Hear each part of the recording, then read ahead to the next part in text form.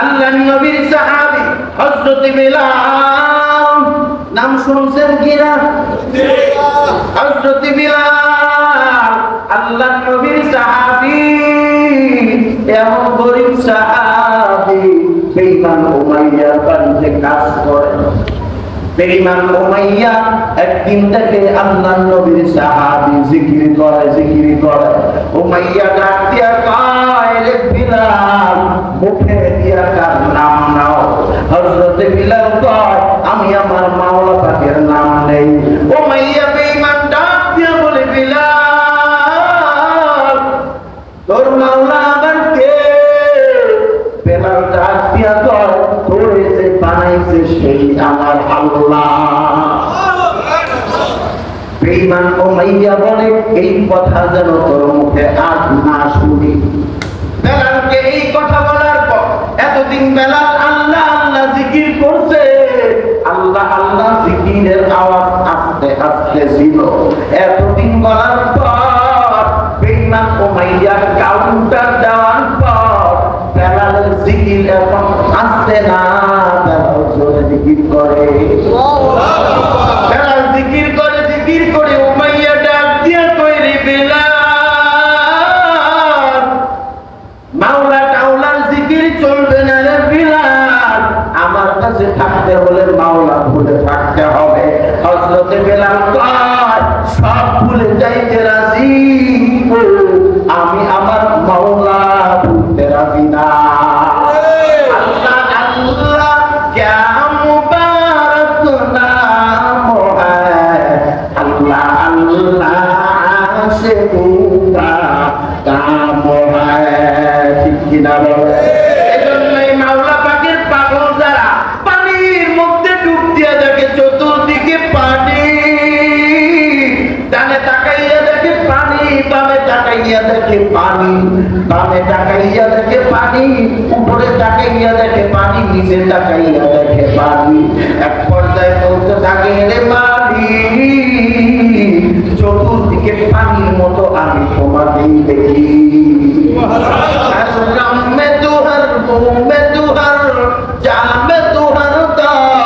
দেখতা মুজদার চেহরা হুয়া ফুকরা মুবারক, দেখতা মুজদার চাহতা হুয়া ফুকরা মুবারক। বেলাল জিকির করে, রাস্তা দিয়ে আবু বকর হাইটা যায়।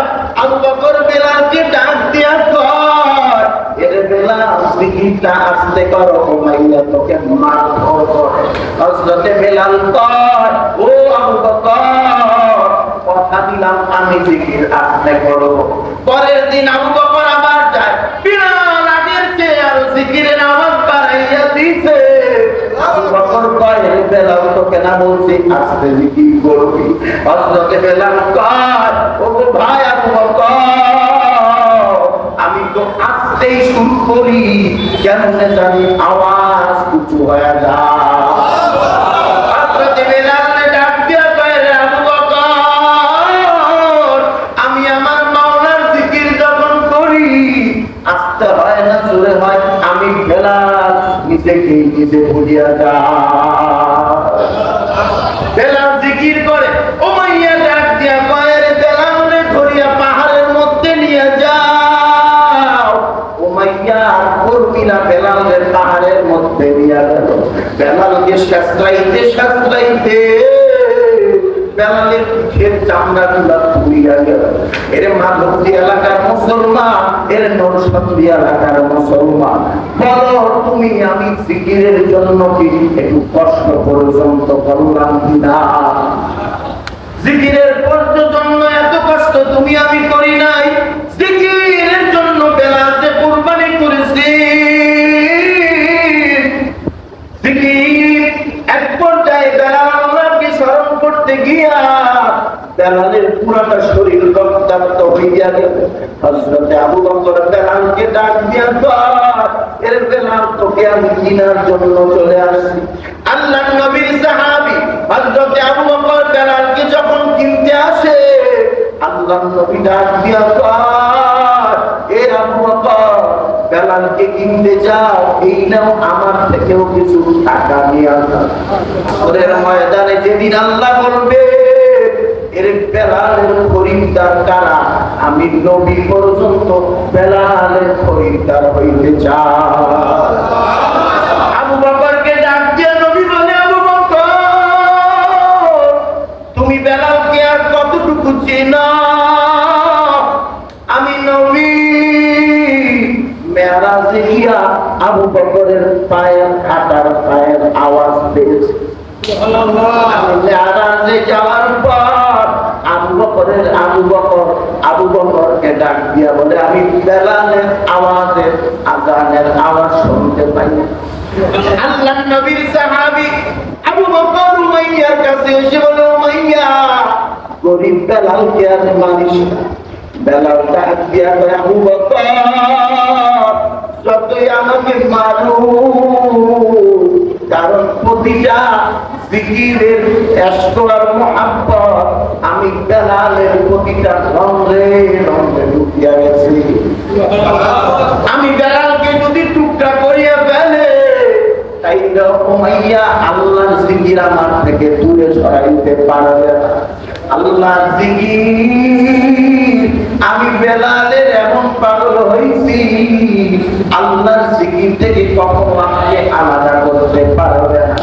আবু বকর উমাইয়াকে ডাক দিয়া বলে, উমাইয়া তোদের দলের একজন চাকর আমার কাছে আছে, তার বিনিময়ে বেলালকে ফিরাইয়া দাও। আল্লাহর নবীর সাহাবী আবু বকর তার নিজের গোলামকে বিনিময় করে হযরতে বেলালকে ছুটাইয়া আযাদ করে দিলে। শুধু তাই নয় রে মুসলমান, হযরতে বিলাল মৃত্যু পর্যন্ত আল্লাহর নবীর জিকির, হযরতে বিলাল জিন্দেগীর বিনিময়ে কখনো আল্লাহর জিকির থেকে আলাদা হতে পারেন নাই। আল্লাহ তাআলা এক পর্যায়ে আল্লাহর নবীর মৃত্যু হয়ে যাবে। আল্লাহর নবীর সাহাবীরা আল্লাহর নবীর মৃত্যুটা সহ্য করে দিলেন। হযরতে বেলাল ডাক দিয়া কয়, আবু বকর তোমরা আল্লাহর নবীর মৃত্যু মানতে পারো, আমি বেলাল আল্লাহর নবীর মৃত্যু সহ্য করতে পারি না। আমাকে মদিনা থেকে বিদায় করে দাও, মদিনায় থাকতে পারি না। আমি আল্লাহর নবীর রওজা মুবারক দেখার পর আমি বেলাল সহ্য করতে পারি না, আমি বেলালকে বিদায় দিয়া। আবু বকর ডাক দিয়া বলে, বেলাল তুমি একাই কি নবীকে মহব্বত করো? আমরা কি নবীকে মহব্বত করতে পারি না? বেলাল ডাক দিয়া বলে, তোমরা নবীর রওজা দেখিয়া ঠিক থাকতে পারো, আমি বেলাল নবীর রওজা দেখিয়া ঠিক থাকতে পারি না। কিছুদিন পর হযরত বেলাল মদিনা ছেড়ে চলিয়া গেলেন সেই দূর দামেস্কে যাওয়ার পর স্বপ্ন যোগে আল্লাহর নবী হাজির হয়ে গেলেন। এর নরসিংদীর মুসলমান কেমন জাকিরিন তুমি হইছ, তোমার স্বপ্নেও কি নবী হাজির হইছে? তোমার স্বপ্নেও কি নবীর দেখা দিছে? আর বেলাল এমন জাকিরিন ছিলেন গো, আল্লাহর নবী পর্যন্ত বেলালের জন্য পাগল হয়ে গেছে। স্বপ্ন যোগে নবী বেলালকে ডাক দিয়া কয়, বেলাল কেমন জুলুম তুমি করো, আজকে কতদিন হয়ে গেছে তোমার মুখের আযান আমি নবী শুনতে পাই না। আয় আয় বেলাল আয়, মদিনায় আসিয়া তুই আযান দে। হযরতে বেলাল রওনা করলেন। আস্তে আস্তে ৩টা ৪টা বাজিয়া গেছে। আল্লাহর নবীর সাহাবী বিলাল আল্লাহর নবীর রওজায় উপস্থিত হওয়ার পর মাথাটা ঠেকাইয়া বেলাল কান্না করতেছে, নবীজি পাগল বেলালে আসতে কমছে, পাগল বেলালে আসতে কইছেন, বেলাল আসতে এখন আপনি আসবেন। নতুন মুয়াজ্জিন মসজিদে নববীতে হাজির হইয়া গেছে। নতুন মুয়াজ্জিন আসিয়া দেখেন বেলাল নবীর রওজায় কান্না করতেছে। এদিকে সাহাবায়ে কেরাম এক এক করে মসজিদে নববীতে হাজির হয়ে গেছে। সব সাহাবায়ে কেরাম নবীর ইশক আর মুহাব্বতের কারণে বলতে লাগলেন বেলাল আসছে, মনে হয় আজকে নবীও আসবে। এর নবীর উম্মতের দাও, কেমন নবীর আশিক তুমি হইছ। নবীর সুন্নতের মুহাব্বতের দাড়ি তোমার গালে নাই, নবীর মুহাব্বতের টুপি তোমার মাথায় নাই, নবীর মুহাব্বতের প্রেমের চিহ্ন তোমার শরীরে নাই। সাহাবায়ে কেরাম এতটা পাগল ছিলেন, সাহাবায়ে কেরাম কোনদিন মানতেই পারেন নাই মসজিদের নববীতে নবী আর আসবেন না। হযরতে বেলালকে সবাই বলে, বেলাল আযানের সময় হয়ে গেছে, আযান দাও। হযরতে বেলাল কারো কথা শুনেন না। সাহাবায়ে কেরাম বলতেছেন, নবীর আদরের নাতি হাসান হোসাইনকে ডেকে আন, কারণ নবীজির প্রিয় ছিলেন হাসান হোসাইন। আবার একদিকে হাসান হোসাইনের চেহারাটা নবীজির চেহারার মতোই দেখা যায়।